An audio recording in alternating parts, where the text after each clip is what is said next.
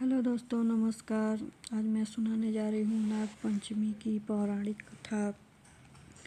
प्राचीन काल में एक सेठ जी के 7 पुत्र थे। सातों के विवाह हो चुके थे। छोटे पुत्र की पत्नी श्रेष्ठ चरित्र और विदुष्ट और सुशील थी, और परंतु उसके भाई नहीं थे। एक दिन वह बड़ी बहू के घर लीपने की पीली मिट्टी लेने के लिए सभी बहुएं साथ चलने लग गईं, तो कह रही हैं कि थालियां और खुरपी लेकर मिट्टी खोदने लगी। तभी वहां एक सांप निकला और उसे बड़ी बहू खुरपी से मारने लग गई। यह देखकर बहू ने उसे रोकते हुए कहा, मत मारो इसे, यह बेचारा निरपराध है। यह सुनकर बड़ी बहू ने उसने सर्प को नहीं मारा और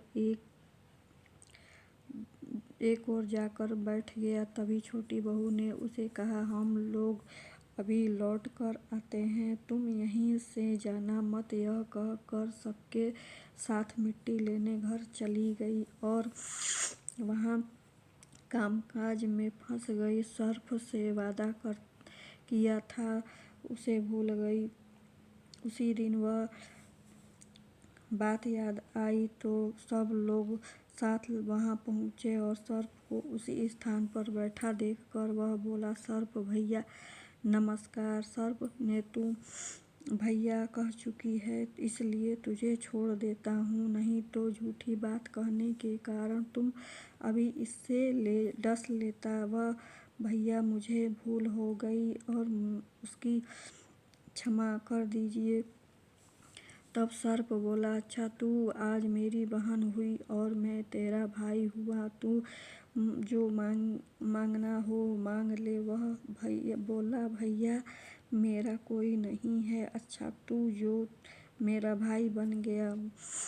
कुछ दिन व्यतीत होने पर वह सर्प मनुष्य का रूप रख कर उसके घर आया और बोला, मेरी बहन को भेज दो। सबने कहा कि इसके तो कोई भाई नहीं था, तो वह बोली, मैं दूर के रिश्ते में उसका भाई हूँ, बचपन में ही बाहर चला गया था। इसी से विश्वास दिलाने पर घर के लोगों ने छोटी बहन के साथ भेज दिया। उसने मार्ग में बताया कि मैं वही सांप हूँ, इसीलिए तू डर नहीं, और जहाँ चलने के में कठिनाई हो तो वहाँ पर मेरी पूँछ पकड़ लेना। और उसे कहे के अनुसार वह अपने इस प्रकार वह उसके घर पहुँच गया और वहाँ धन ऐश्वर्य देखकर वह चकित हो गया। एक दिन सांप की माता ने उसे कहने लग गई कि मैं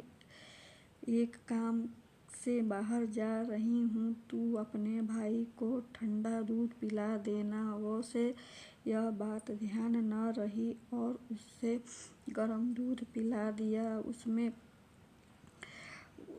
उसका मुख बेहद जल गया और यह देखकर सर्प माता को क्रोधित आ गया, परंतु सर्प ने समझने पर भी शांत हो गया। तब वह सर्प कहा कि बहन को तो अब उसके घर भेज देना चाहिए। तब सर्प उसकी पिता से बहुत ही सोना चांदी जवाहरात वस्त्र भूषण आदि देकर उसके घर पहुंचा दिया। इतना ढेर सारा धन देकर बड़ी बहू ईर्ष्या से कहा कि भाई तो बड़ा धनवान है, तुझे तो उससे और धन लेना चाहिए। सर्प ने यह वचन सुना तो वस्तुएं सोने डाल दे रही। यह देखकर बड़ी बहू ने उसे झगड़ने की, झाड़ू भी सोने की होनी चाहिए। तब सर्प ने भी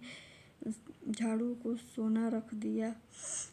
सर्प ने छोटी बहू को हीरा मणियों का एक अद्भुत हार दिया और उसकी प्रशंसा उसके देश में भी सुनी, और वह राजा से बोली कि सेठ की छोटी बहू अपने यहाँ से हार लेकर आई है। राजा मंत्री को हुक्म दिया कि उसको वहाँ से लेकर शीघ्र हो। मंत्री ने सेठ जी से कहा कि महारानी जी छोटी बहू का हार पहनेंगी, वह उसे लेकर मुझे दे दो।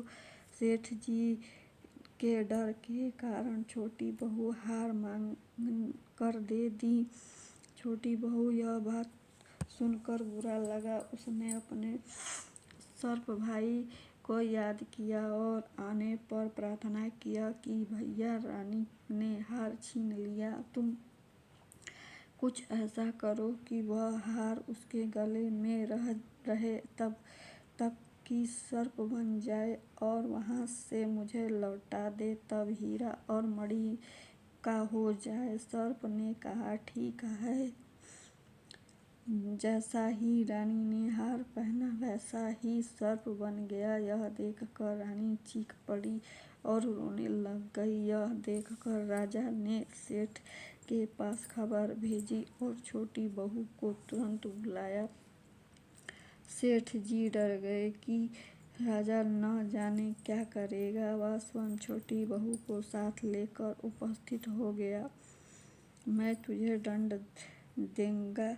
यह हार ही ऐसा है कि मेरे गले में हीरा और मणि रहता है और दूसरे के गले में सर्प बन जाता है। यह सुनकर राजा ने उसे सर्प बनाकर उसे कहा कि अब पहन कर दिखाओ। छोटी बहू ने जैसे पहना वैसे ही हीरे मणि को हो गया।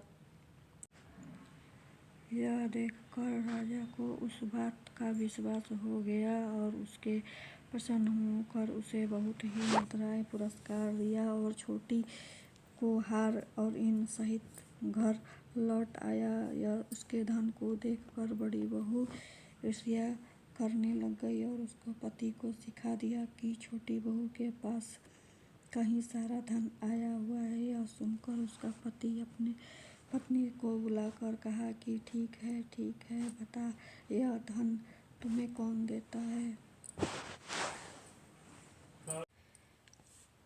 तभी उसी समय सर्प ने प्रकट होकर कहा, यदि मेरे धर्म बहन के आचरण पर संदेश प्रकट करेगा तो मैं उसको खा लूंगा। यह सुनकर छोटी बहू का पति बहुत प्रसन्न हुआ और उससे सर्प देवता का बड़ा ही सत्कार किया। उसी दिन से नाग पंचमी का त्योहार मनाया जाता है और स्त्रियों सर्प को भाई मानकर उसकी पूजा करती हैं। दोस्तों, यह वीडियो पसंद आए तो प्लीज़ लाइक शेयर ज़रूर करिएगा। धन्यवाद।